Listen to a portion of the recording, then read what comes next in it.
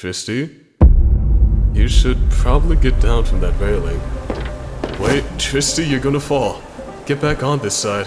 What if I did fall? It's so easy for me to just let go. Then I'd be in the water. Of course, you'd jump in to save me. I wouldn't want to burden you like that. To commit suicide. That's the direct Latin translation of the phrase right in front of us. But okay, pause. What? Why is this message here? Why is a message of such severity here? It's already crazy that this is in a Roblox game, and it somehow gets worse. Because look, in this same game, there's this framed image of a beaming boy, maybe 16 or 17 years old, and it got me thinking, is it him who decided to commit? It's certainly possible, but I don't know. What if this photo was framed here by someone who cherished or loved him? Do you understand? What if the one who committed was actually someone like his significant other? At the time, I couldn't confirm this, so I decided to investigate this game and scrap up any clues I could find. And after some time, I ended up finding this. A name drop. Tristy. And that alone changes everything. Because the note his name appears in feels personal, like whoever wrote the note to Tristy had a history or relationship with him. And either of those here imply a tragedy, that something terrible happened to cause that message to be in this game. But how would we figure out that tragedy? This is the only inaccessible area in the game, hiding what may very well be the answers to this seemingly doomed romance, though these answers aren't as inaccessible as they seem. Yup, once we get that vestigial hex code, we get our answers. And luckily for us, there's a hex code attached to this note in a nearby room. All that's left to do is... Okay, hang on, just give me a second. You know what? That makes sense. Given the name, this is where we can find that vestigial code, and more importantly, the answers to this tragic message. And it's where the true mystery begins. The mystery of this Roblox game. And a doomed romance that doesn't exist. The game opens in this massive library. At first glance, it seems pretty well maintained, but the roots jutting from the void black ceiling and the pills scattered across the bookshelves suggest something darker here. Something that warrants that original message, which makes our first lead unsettling. Because the glowing book directly to the right of Spawn tells the beginning of a story so heartwarming, it feels like a lie, a desperate cover-up for the truth beneath. It reads, and the rain continued to pour down on the two boys. They rushed underneath the overhanging roof of a nearby cafe, where they were completely soaked. Shivered fervently, absent-mindedly held close to preserve their shared warmth. Felt safe in embrace, a feeling that he cherished beyond anything else. For now, we can assume that the six-letter name belongs to Tristy, the same boy mentioned in Glade. His relationship with the other boys seems to be fairly close, though we can't make any real conclusions here without more information. Luckily for us, we're in a library. There exist 5 other glowing, interactable books that better contextualize who these two were to one another, starting with the 2 books down the stairs. Tristy lets out a long, drawn-out groan. But like, what do we want out of our lives? I mean, I want to be rich, jokingly remarks as he idly caresses Tristy's hair. But like, we're literally doing nothing right now. What are we gonna tell our kids when they ask us what we did as kids for fun? I don't think sitting around in the sun is a particularly exciting response. Oh, our kids? Yeah, dude. Like when you get married to that one froyo girl you always make passes at and have a ton of babies. Oh, yeah, no, she's not really my type. We're just cool, that's all. You never tell me about any girls you like. I'm not really into anyone right now. I see. Considering everything we know, this is odd. The dynamic between these two once again stands in a complete contrast to that message in Glade. Tristy and this other boy are clearly very comfortable with one another. Physical touch seems to be a norm for them, rather than the exception. Perhaps the issue that led to that message isn't between them at all. Perhaps it's buried inside of one of them, as an insecurity of a longing that'll always remain one-sided. This glowing medicine bottle and hourglass indicate as much. Clicking on them reads, and his heart pounds at the thought, just like every time he thinks about that, being with another boy. There are so many people who could hate him for that, and it makes him so nervous. He doesn't like me that way. He'll never be in love with me the way I do. It's so hard to breathe. In addition to the hate Tristy knows he'll be subjected to as a queer individual, he feels that the other boy can't reciprocate the love welling up inside of him. And yes, I say Tristy rather than the mystery boy. Remember that the few clues we had in Glade focused on Tristy.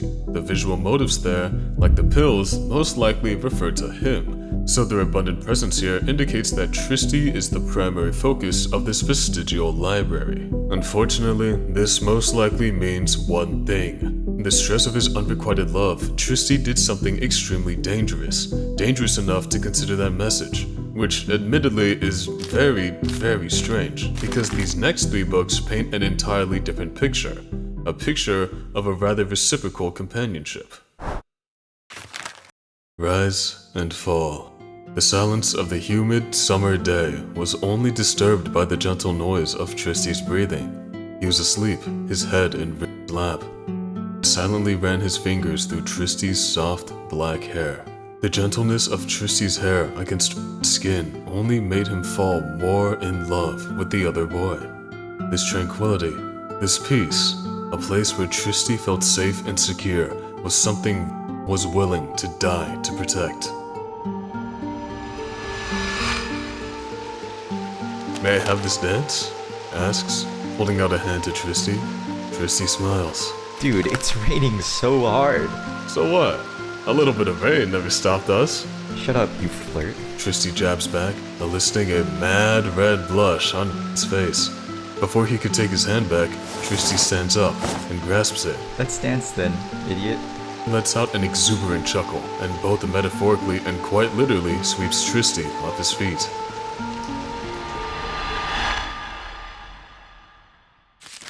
Tristy, how do you survive in this heat? Tristy looks up from his book, clearly undisturbed by the intense summer heat. I'm just too cool for this kind of weather. Is that so?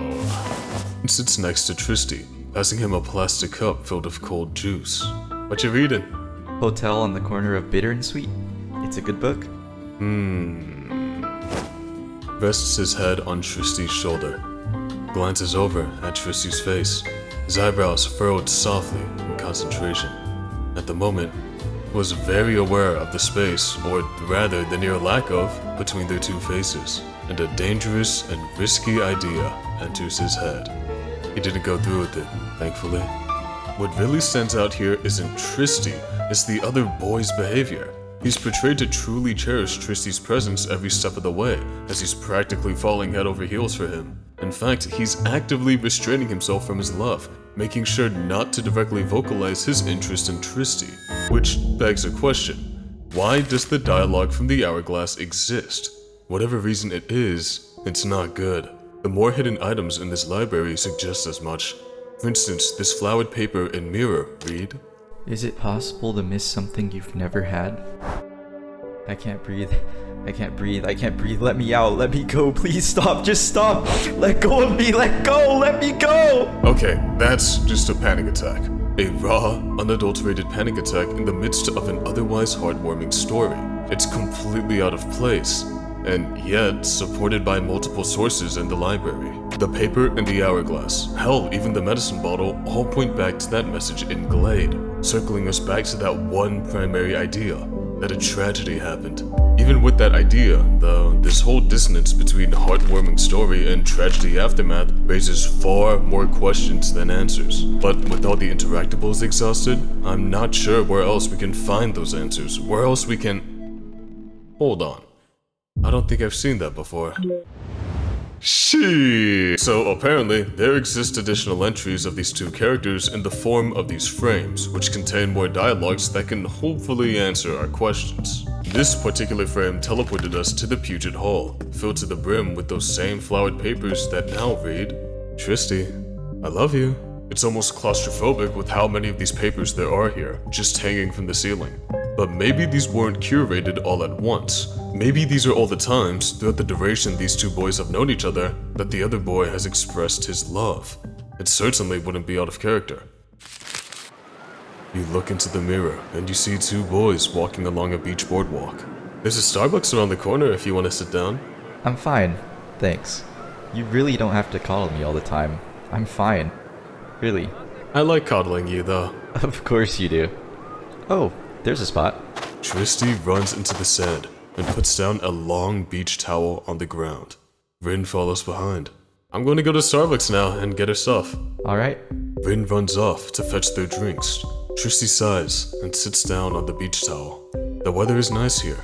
The sky is a clear and calming Ellis blue, and the sounds of waves and people seem to melt into a calming white noise. Tristy feels himself drift off. Rin returns to a half-asleep Tristy. He presses the cold drink against Tristy's half-lucid face. Here. Oh, thanks. Rin sits down next to Tristy, staring wistfully at the water. I thought you were gonna swim. I don't feel like taking my coat off. What? Wanted to see me shirtless? I really don't. Yeah, I figured. They stayed this way for a while. Tristy rests his eyes for a bit. Tristy. Tristy. Tristy. Huh? What? Here. Rin holds out an orange shell to Tristy. Some say that to see a shell in a dream represents a need or a desire to be sheltered from something in your waking life. It's for you. Shell. I'm not a girl, dude. So? I can't give my best friend a shell? Fine. I'll take it. Rin passes the shell to Tristy, who places it in his bag. Rin sits down next to Tristy. This is nice. Tristy leans over to rest his head on Rin's shoulder.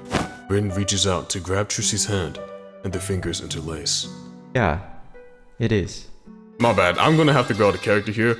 God damn, these boys get. Tristy and Rin, the other boy from the previous entries, clearly have shared feelings. Regardless of any insecurities one may have for the other, they're both physically expressing their affection. So if there aren't any real issues between them, and if there aren't any major internal insecurities regarding their relationship, then what exactly could warrant the tragic text pieces we've seen so far?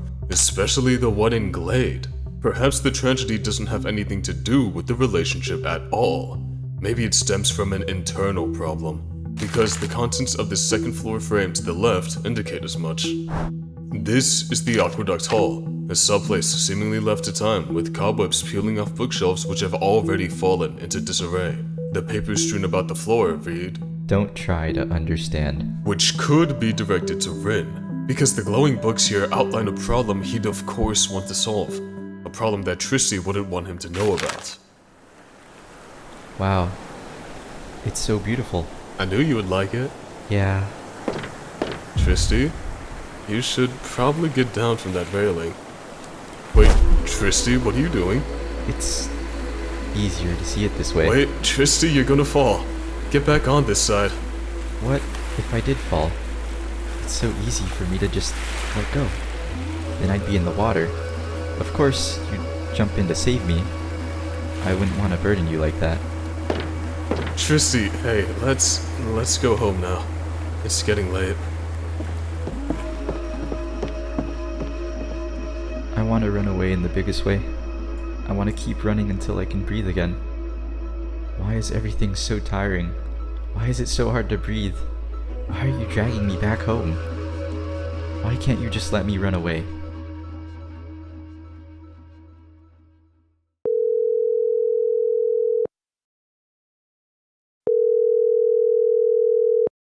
Your call has been forwarded to an automatic voice message system. Hey, Tristy. I hope this message finds you well and stuff. Make sure to take your meds. I'll be coming by soon. I know you don't want to talk about what happened last night, but the things you've been saying, you're worth it, dude. I know things are hard right now, and I want to help. Just call me back at, when you can, okay? I miss you. On one hand, it's heartwarming and relieving to see that Rin and Tristy truly do cherish one another. On the other hand, it's obvious that whatever Tristy is going through is something he's been going through for a while, maybe even before he met Rin. It's to the point where he has to consistently take meds for it, as seen by all the pill bottles scattered about both the Glade and Vestigial Library. And speaking of, between those two worlds, which of them came first? Because if Glade is the predecessor to Vestigial Library, then this story is one of salvation. One where the tragedy hinted at thus far was prevented with the help of Rin's unyielding affection. However, if it's the other way around, then something drastic must have happened between them for such an option to even be considered. Or perhaps that something drastic imploded within Tristy himself, breaking through Rin's love and attempts to ground him. Because on the 3rd floor in the framed cherry blossom path is a series of self-deprecating text buried beneath an area called the Lywood Room. It's an almost liminal space with an assortment of seemingly random items, like toast, this hourglass, and guillotine? Its contents range from a dressing room to this impossibly black void, the surroundings visible only by their outlines, except for that glowing flower we've seen before. The following room features that same flower, now black and accompanied by the Ouroboros snake. Whatever significance this icon holds can wait, because there's something much more pressing in the books here. Why do you go out of your way to make me happy? I'm just a waste of your time. I'm a waste of everyone's time. I'm just wasted space. You have your entire life ahead of you. Why do you focus so much on me? Maybe if I pretend I'm fine, you'll stop worrying. 'Cause everything's okay when I'm around you. It's heartbreaking to see Tristy think of himself in this way, though it is consistent with what we already know. His meds, that scene on the bridge, that message in Glade, especially with that phrase implying that the duration of his own life is nowhere near Rin's. Something traumatic must have happened to Tristy, so traumatic that it left him with such low self-esteem and this recurring thought of suicide. And speaking of, we really don't know for how long he's been suffering. Because even with Rin, Tristy's shining star of hope, he's still clearly with some degree of suicidal ideation. We can only hope that Rin's attempts to break through and illuminate Tristy's life won't be futile. You see two boys walking along a concrete pathway in between two lanes of cherry blossom trees. Rin, look at them. They're so pretty. Yeah, it's so... magical. Yeah. Rin runs off to collect some strewn cherry blossom leaves. Rin, what are you... Dude! Rin had thrown a handful of cherry blossom petals at Tristy's face. Dude! The two sit down at a nearby bench. Tristy sighs and takes out a book from his bag and begins to read. Is this a new one? Yeah, The Night Circus. It's a good read. Well, I know that. I consider you a great judge of literature quality. Shut up. It's true. Tristy smiles and leans his head on Rin's shoulder, slowly drifting to sleep. To dream of cherry blossoms is a good omen. Seeing these symbols of passionate and ardent love may be interpreted as meeting with one's soulmate. The two stay like this for an hour, until Tristy feels something on his head. Huh? It's not my best work. Tristy feels around his head and takes off a flower crown. It's so pretty. You should keep it somewhere safe, before all the petals go all gross. You know, I could try to preserve them with one of those chemical sprays. Wow, you really must like it. Well, I really like everything you make. So... Sup? Nerd. Rin laughs and wraps his arms around Tristy. Together, they watch the cherry blossom petals fall. And at that moment, Tristy truly believes that this is where he needed to be. They stay this way until the sun begins to set. This interaction alone won't eradicate Tristy's negative thoughts, and that's fine. It's a step in the right direction, and with how often the two want to be at each other's sides, steps like these are going to happen a lot. They'll stretch across miles of positivity, companionship, and eventually, wanting to see tomorrow. Indeed, Tristy's not there yet, but if Rin's there for him, it'll only be a matter of time before Tristy gets there. The Ferris wheel frame to the left on the 3rd floor indicates as much. Clicking on it teleports you to this fairly empty void, with floating hangers, these odd statues, and that same flower snake motif. Entering the portal ahead leaves you in the Cherry Library, which itself seems to emphasize the cherry blossoms, having 2 pictures of them in quick succession. Remember that their presence can be interpreted as finding one's soulmate. You'll see what I mean. You see two boys walking along the waterfront. There are tons of restaurants and businesses along the pier.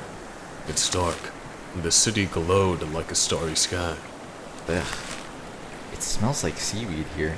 I think that's just you. We should get something to eat. Ivers? Ivers! The two boys run off to fetch some food. They spend their time by the water, eating in silence, the two occasionally trading glances at the other. Once they finish, Rin and Tristy spend some time looking out into the night sky. It's chilly, but it doesn't bother the two. Wanna go on the Ferris wheel? Isn't that like a couple thing? Aren't we a couple? Not in the way they mean. Still. We can just go on a walk then. Sounds good. The two take a night stroll through the city, taking in the sights and the smells. They stop by a couple of stores, Rin constantly being enticed by shiny objects. Tristy sighs and grabs Rin's hand. Let's go, nerd. The two exit the store hand in hand and make their way to Rin's car. Wait one moment. Rin rummages in his pockets, pulling out a fancy, expensive pen. A pen represents permanence, something one is unwilling to change. Perhaps one has just made a decision that will affect the rest of their life, or is about to. Rin holds the pen out to Tristy. I bought it while you weren't looking. Dude, Rin. What? Take it. Rin presses the pen into Tristy's hands. Tristy looks down at the pen, and then up into Rin's eyes. He sighs. I know what you're trying to do. Huh? What do you mean? If you don't want to hang out with me, it's fine. You don't have to drag me out of my house all the time. It's fine. I'm getting better. Tristy. Rin steps forward, getting closer to Tristy. I do these things because I like being with you. There's a moment of silent understanding exchanged between the two, and then Rin closes the gap between himself and Tristy. They kiss. It was a short, sweet kiss, but it felt like forever to the two. Rin breaks the kiss and steps back, scratching the back of his head. Tristy lets out a long sigh, steps forward, and hugs Rin close. Okay, you win. Let's just go home now. The ride back to Tristy's place is quiet, as neither of them knew what to say, or what to think, or what today meant for them. Alright, look, with all due respect, I gotta go out of character again. If these boys gayest, that just about settles it. If there was any remaining uncertainty or insecurity from either Tristy or Rin regarding where they stood in this relationship, it's gone now, replaced with this mutual understanding of companionship. Now, me personally, I would have been completely fine if the story ended with this fairy tale-esque ending, but nothing is ever so simple. Tristy's problems and trauma don't magically vanish now that he knows Rin so deeply cares about him. Tristy's most likely been suffering for a long time, and the two have miles to cover before he recovers, before he can completely put that message in Glade to rest. The empty frame to the right on the third floor supports that notion. Interacting with it takes you to the garden, with the same statues we saw earlier and hanging notes that read, Don't try to understand. Interact with that same flower snake Ouroboros to enter the Outlook room. The only notable interactable here, aside from the mirror, is this black sludge, slowly creeping into the room. Such sludge has been said to represent negative thinking patterns or behaviors noticeably beyond normal limits and moderation, which is exactly what we see in the morning after that mutual night. You see one boy sitting on the floor against the wall. Rays of morning light flicker across the floor and meet his face. Tristy sighs. His head dips. For a while, he stays that way until Rin walks in. He notices Tristy. He walks over and kneels in front of him. Hey, can I join you? Tristy nods silently. Rin sits right next to him. Hey, can I? Tristy immediately hugs Rin, pressing his face into Rin's shirt. Rin comforts him and caresses Tristy's hair. Do you want to talk about it? I'm not ready for this. That's okay. It's not that I'm not ready to commit or anything. It's... Tristy sighs, holding Rin tighter. I don't know if I can commit to me. Rin quietly hums, tracing circles on Tristy's back. He kisses the top of Tristy's head.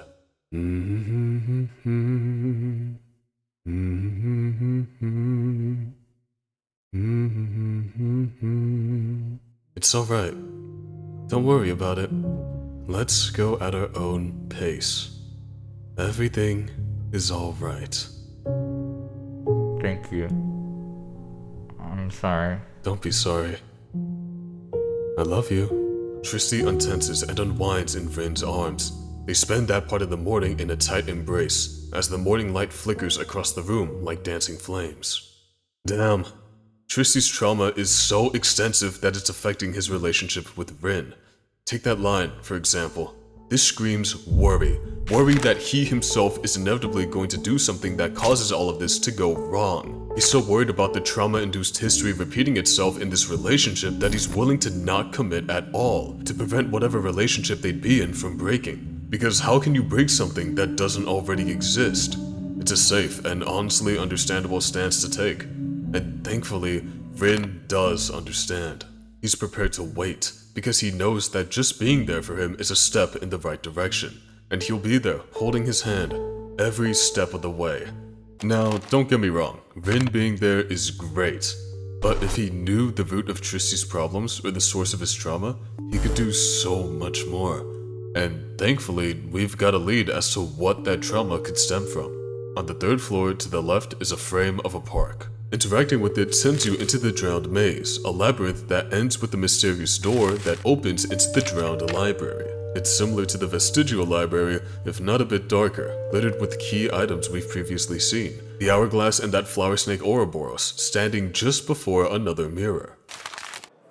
You glimpse into the mirror, and you see many high school students milling around the stone and grass of a high school campus.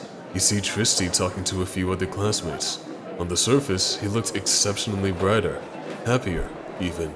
Rin watched from the doorway, not wanting to interrupt this natural moment. A few minutes pass. Tristy spots Rin and makes his way over to him. As he gets closer, Rin notices how tired Tristy looks. Sup? Hey. Tristy yawns, then rubs his eyes. He seems to sway where he stands. Is everything alright?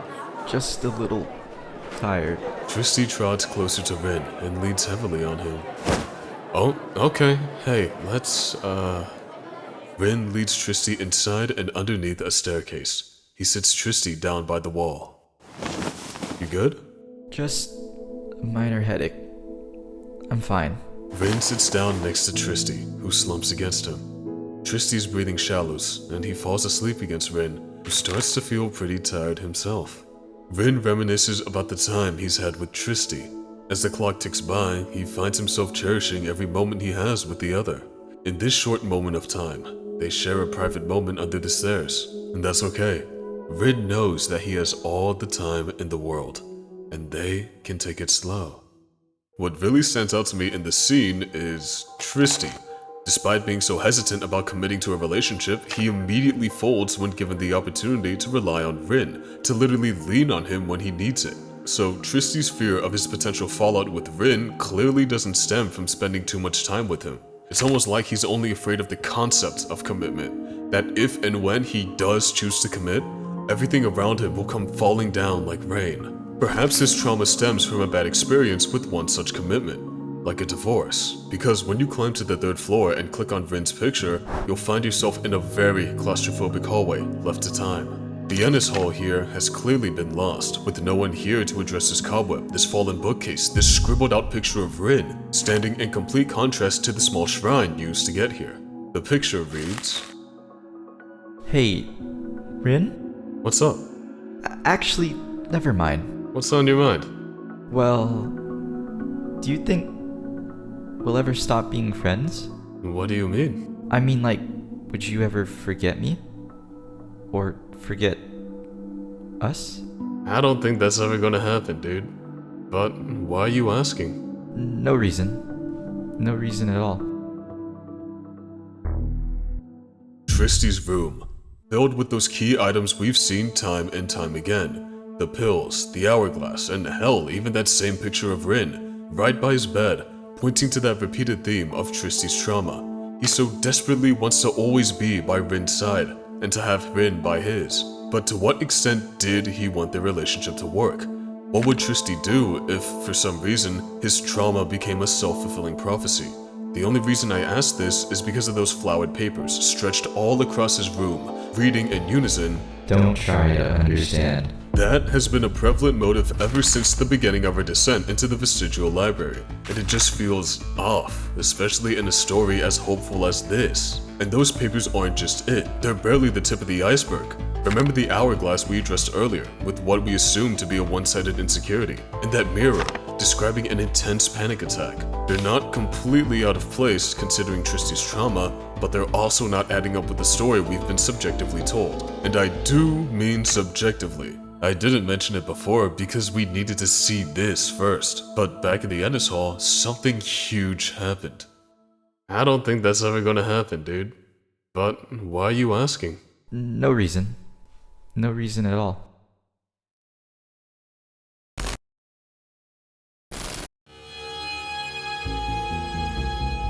The reveal of this vestigial hex code was also paired with the reveal of Rin's name, the other boy in all 6 of those other books. Of course, we've known this for a while now through some pretty basic context clues, but the books never actually told us that the other boy was Rin, which means that his name revealed now has got to be significant in some sort of way. And now that we finally have the vestigial hex code and the context to better understand Glade, we're going to find out why this reveal is so significant. Tristy, I love you.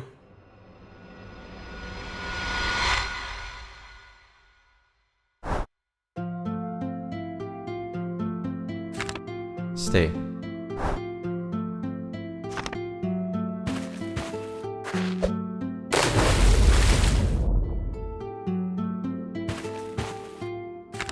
You were happy once.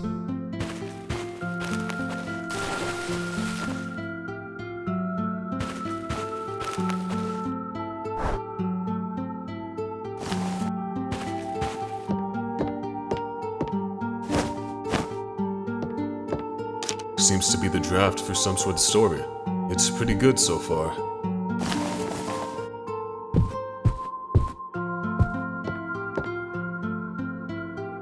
Seems to be multiple drafts for some sort of story. They're pretty good so far.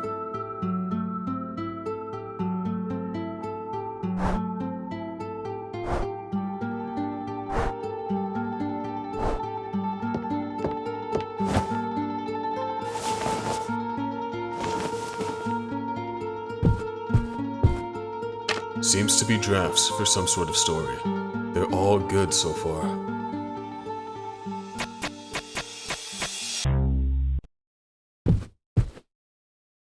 I can't do this anymore. You've worked tirelessly to fix everything. You don't have to do this alone. Help me help you, Tristy. Hold on. This was supposed to be it. This was supposed to explain everything, especially the tragedy. It wasn't supposed to raise more questions. Because, look, these 2 messages, they don't make any sense. They're both very hopeless, written as if something terrible had happened between Tristy and Rin. But that's in complete contrast to what we've seen in the Vestigial Library, which circles us back to those 2 possibilities. One where Glade takes place before Vestigial Library, and one where it's after.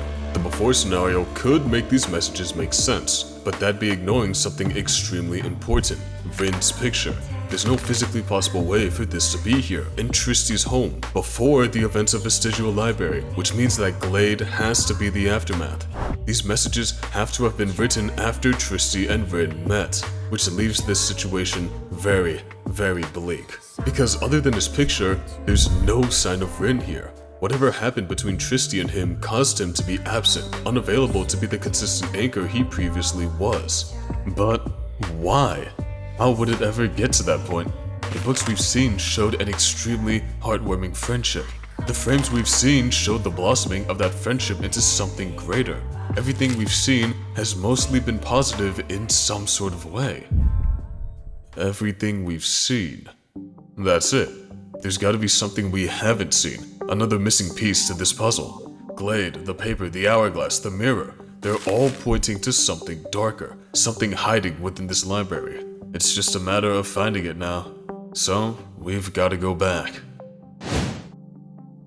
Okay, if I was hiding something I wouldn't want anyone to see, where would I hide it?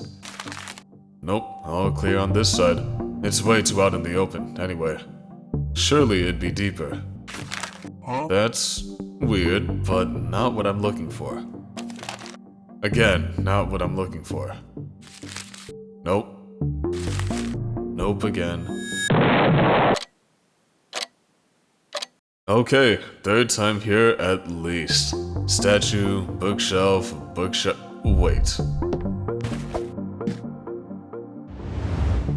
Oh my god, we're so back. Okay, alright. Where's this?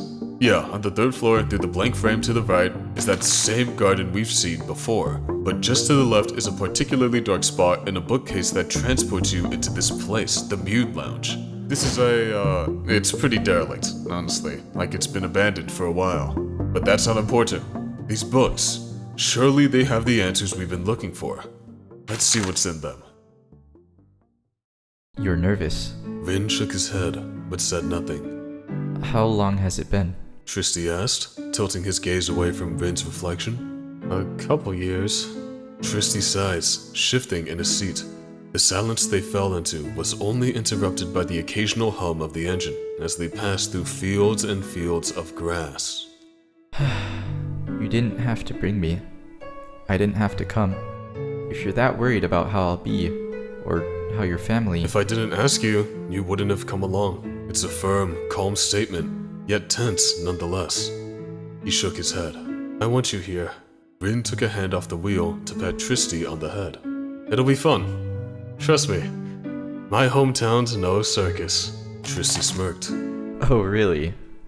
I assume so, considering you're the biggest clown I know. The sun continued to rise in a blinding curve of light that bisected the grasslands. The car didn't break down, and neither did they.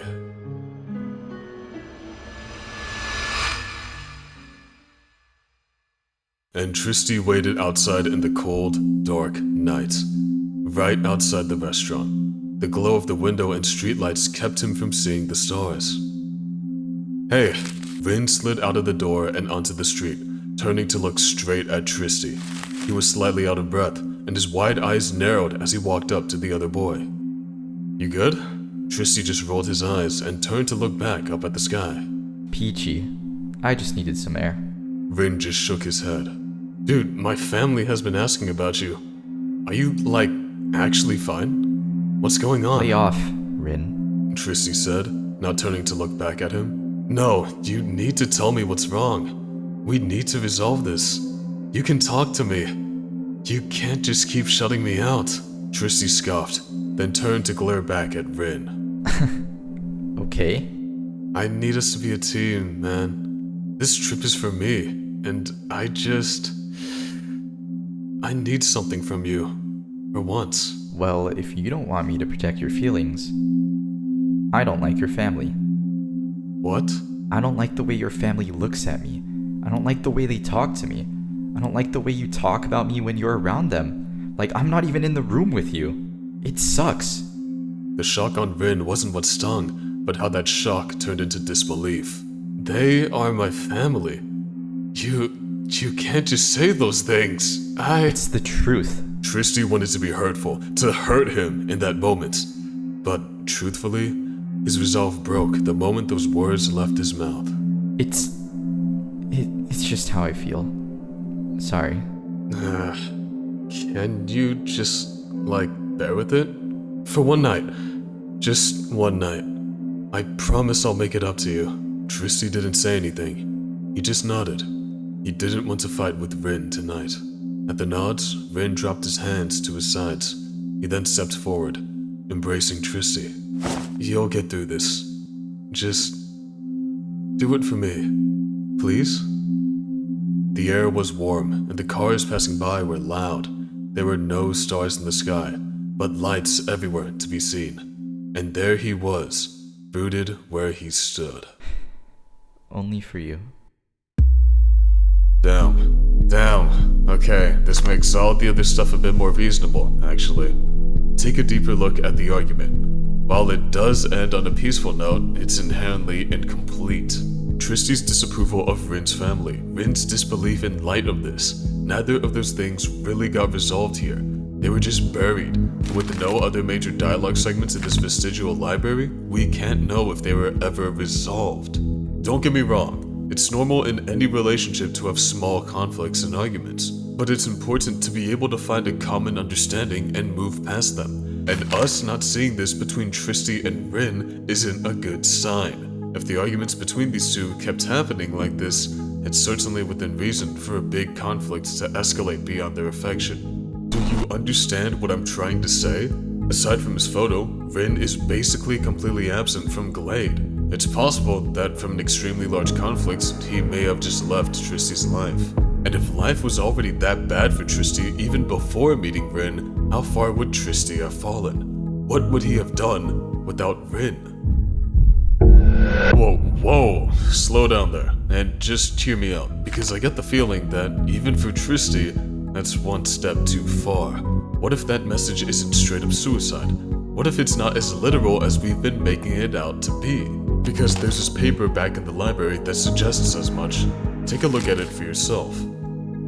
Do you truly understand what people say? Is it accurate to assume that the word that comes from another person's mouth is the truth? Truth is a flexible aspect, one that intertwines itself with the fabric of humanity in such a vital way that tearing it would cause the entire braid to unwind. Is a metaphor a lie? Or is it the truth accentuated? Is a metaphor a way of crossing a bridge over a wetland of ignorance? Or is it a way to paint a picture, only visible to those with rose-tinted glass? Metaphor mire, we are forever trapped in. Up to this point, we've been assuming everything we've seen is strictly literal and true. That message in Glade, the story we've learned about these two. The story we've learned. Hang on, remember that the bulk of the information we've learned thus far has been from this library, through its books. Someone had to have written these books and experiences, and as such, someone had to have been capable of altering their contents. Of course, this someone would need to have an actual reason to do so. And, well, that would be as good of a reason as any. Do you see what I'm getting at? No? Really? Wait, actually, no, you know what? That makes sense. Because there's definitely details that I haven't shown y'all yet. Like in Tristy's vestigial room, there's an award for first place in a national writing contest. Yeah, this guy can seriously write, and the reason why that's so important is this. The pen is mightier than the gods. In all religions containing them, the summative powers of gods control basically everything. Reality, as we know it. So, if the pen is mightier than the gods, then the one who wields it can theoretically alter or even rewrite reality. Which leads us to our first theory. Tristy and Rin must have had a breakup, which led Tristy to rewrite that reality into one where they were together. It does take that message in Glade into account, because if you write over your original reality, you're removing yourself from that reality to step into the world of the rewritten reality. In a way, you're committing suicide. But something about that theory bothers me. Two things, actually. One, where in the explanation does it take these important items into account? He doesn't like me that way. He'll never be in love with me the way I do. It's so hard to breathe. Is it possible to miss something you've never had? And two, how is something like that even possible in the first place? Well, one step at a time here. Let's address the first. These two items, they just don't make sense. They don't make sense if we assume that Tristy and Rin loved each other as described in the books and frames. Hold on. As described in the books and frames. As described in the same things that could have been rewritten over if the original reality wasn't what Tristy wanted. He doesn't like me that way. He'll never be in love with me the way I do. Hold on. What if the event that was rewritten wasn't their hypothetical conflict and breakup? What if it was their entire relationship? Like, just picture this scenario for a second. Tristy and Rin are good friends, except Tristy is completely head over heels for Rin. One day he musters the courage to ask him out. Keep in mind, Tristy still has his trauma, so right now he's just not doing well mentally. For whatever reason, maybe Rin doesn't like Tristy like that, or he just doesn't swing that way, Rin rejects him. And that rejection is the final straw, the catalyst for Tristy's panic attack. Vin tries to hold on to him to comfort him, it's in his character too, but that just causes Tristy to spiral even further. Later, in the confines of his room, an emotionally exhausted Tristy just writes. He writes, and he writes, and he writes, and lines turn into paragraphs, which turn into pages, which turn into books of alternate realities where he and Vin were together. Realities where Vin was everything Tristy wanted him to be. Someone who was always making advances. Someone who was always there for him. Someone who was always loving. Perhaps that process of authoring those realities was cathartic somehow, though catharsis alone would empower someone to make these many entries.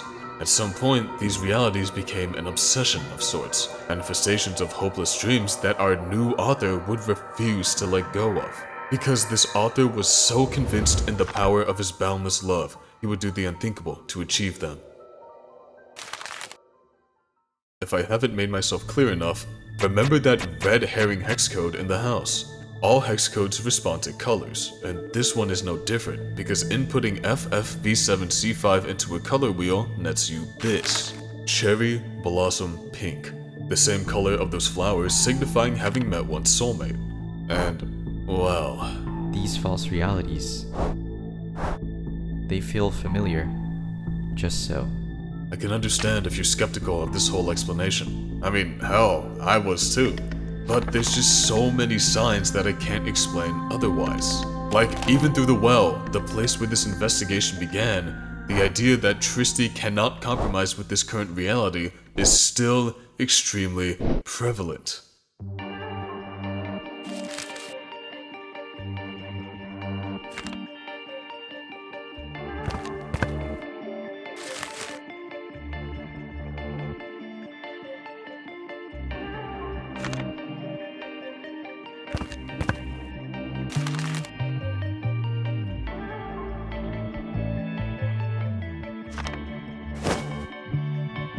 Come on and pack a bag and buckle down. Keep it hushed now, come on the ground. Everybody's looking for you now.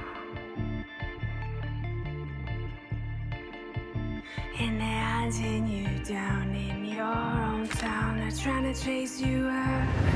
And who knows what you've done now.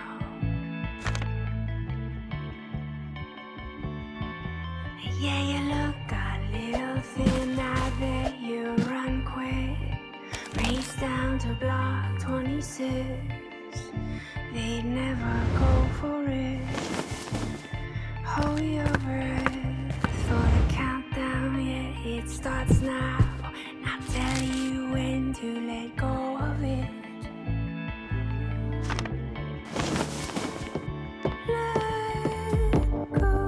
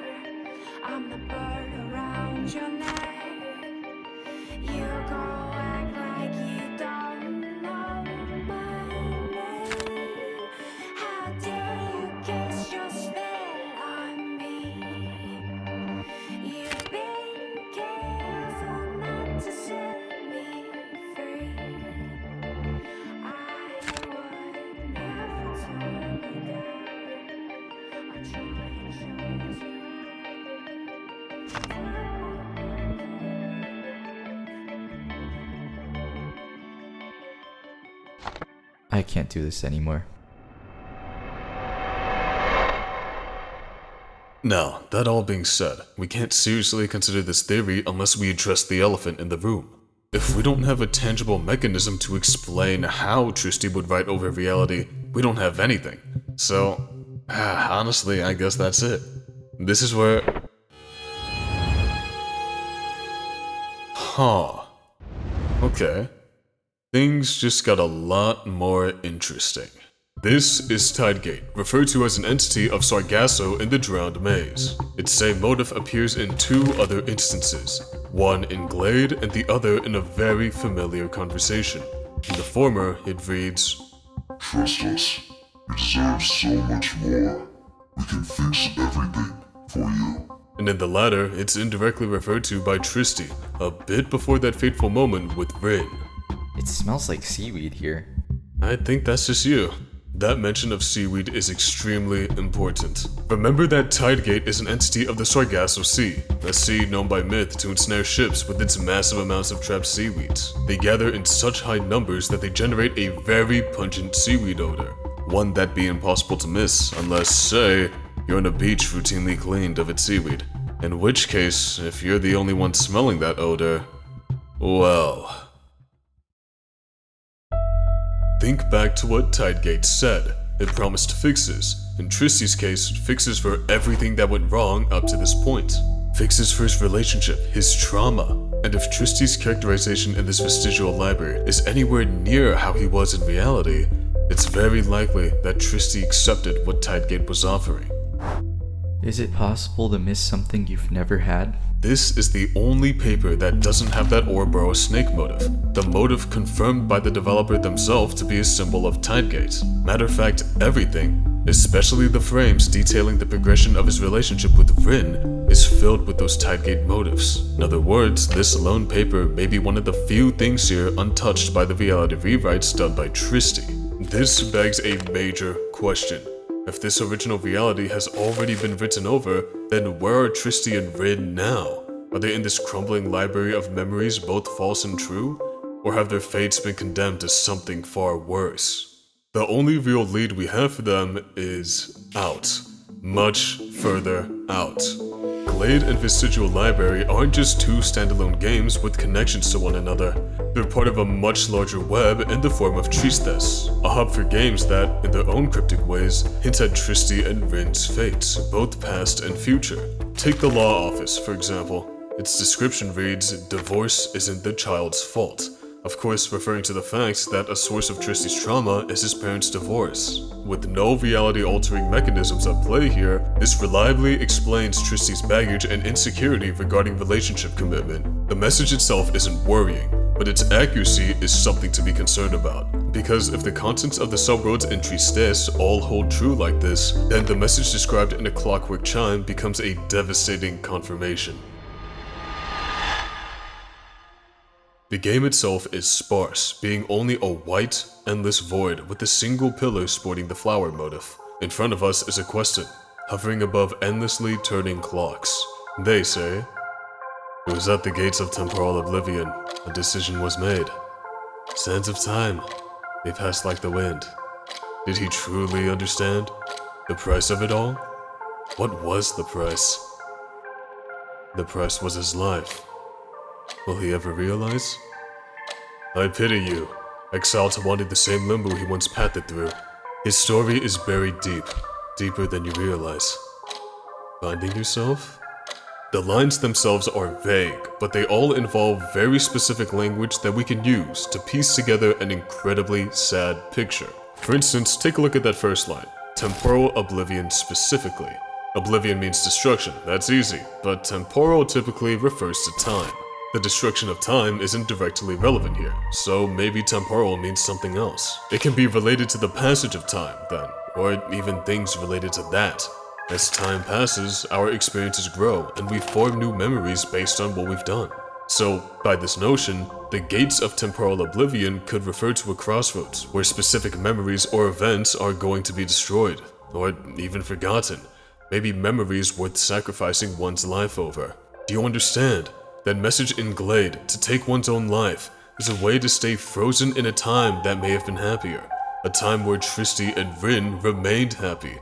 A time where the two were together in the first place. Because right at the edge of temporal oblivion, the point where memories of love, either false or forgotten, are at the cusp of being destroyed, Tristy may have made a drastic decision to ensure that their love is never destroyed. That through the deal with Tidegate, he could always remain in a realm of rewritten memories where he and Rin live with love, over and over again. I'll figure out tonight what it is I need to do. That's the description of Telescope, another subworld of Tristes. The surroundings here are serene and beautiful. just how they're meant to be, especially with that lone cherry blossom tree. To reach it, and by extension, the memories where Rin is his soulmate, Tristy had to make the decision to jump into the water and embrace Tidegate's offer. And that single-flowered paper tells us exactly why he did. I don't know what happened. I was just very tired. I was mad. I wanted to cry. I gave up. And I don't really regret it. Considering Tristy's strong emotions here, this was written most likely after a devastating event, whether it was Rin's rejection described in Hourglass or his falling out with Tristy in the Mune Lounge. Regardless of the event that triggered it, it sent Tristy spiraling into a panic attack, and it was in that overwhelmed state that he gave up trying to fix all of these problems in this reality. It was in that state that he completely followed through with his deal with Tidegate, as alluded to, once again, in Glade.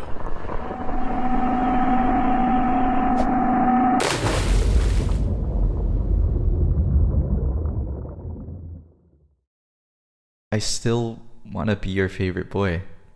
I want to be the one that makes your day. The one you think about as you lie awake.